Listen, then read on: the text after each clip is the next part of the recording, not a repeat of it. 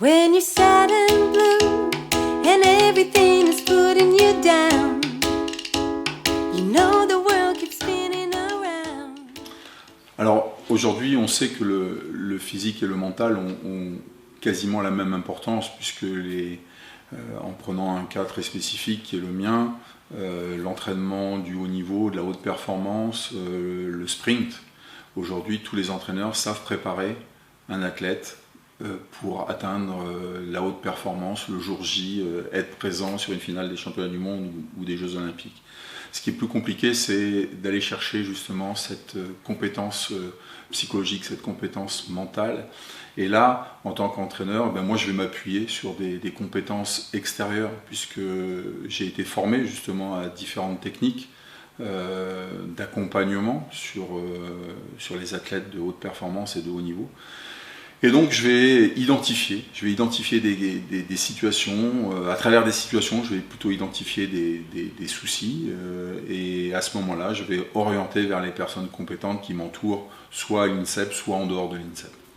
Et donc parmi les personnes de ce réseau, je peux aussi bien m'adresser à un hypnothérapeute, à un sophrologue, à un préparateur mental au sens large, ou à un psychologue du sport proprement dit, comme on en a justement actuellement à l'INSEP.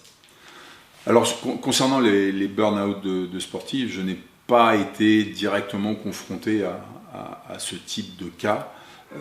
mais aujourd'hui je pense un des outils au moins pour éviter ce burn-out du sportif, ça serait de pouvoir évaluer la charge d'entraînement, qu'elle soit interne ou externe à l'entraînement. Et ça serait la première chose à identifier, que tous les entraîneurs puissent identifier au moins cette charge d'entraînement, qu'elle soit interne ou externe. Alors ce type de formation est plus qu'utile à la fois pour les jeunes sportifs, mais également pour leurs encadrants, parce qu'on sait que le sport, c'est avant tout être en capacité de gérer ses émotions, ne pas se laisser submerger le jour du grand match, le jour de la grande course, de se laisser submerger justement par ce flot d'émotions,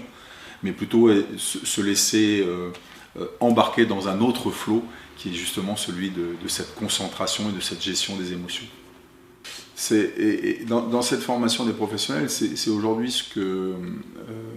je défends, puisque ayant suivi certaines formations à l'Institut national du sport à Paris,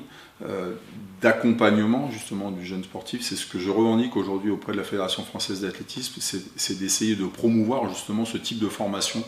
auprès des encadrants, et je pense que tout entraîneur national aujourd'hui devrait être en capacité au moins d'avoir suivi ce type de formation. Concernant la sophrologie, pour moi, ça reste un outil parmi tant d'autres. Et il est important d'abord d'identifier quel type de problème le sportif possède ou a, et ensuite c'est d'utiliser le bon outil et la bonne personne qui va pouvoir aller résoudre ce souci. Donc la sophrologie est un outil parmi d'autres qui vont permettre justement de gérer et de mieux accompagner justement le sportif dans la haute performance et dans les compétitions. Alors je pense que les sportifs doivent être initiés justement à ces divers outils pour mieux gérer leurs émotions et leurs compétitions. Ça reste un élément incontournable. Comme on s'entraîne physiquement, on doit s'entraîner également mentalement, puisque cette différence, justement, au plus haut niveau, elle va se faire surtout dans ce secteur-là. Aujourd'hui, on sait tous préparer un sportif à être performant. On connaît les lois de la physio, de l'anatomie, de la biomécanique, mais cette partie mentale doit au contraire justement être un vecteur central aujourd'hui pour former ces jeunes sportifs. When you're sad and blue and everything is putting you down,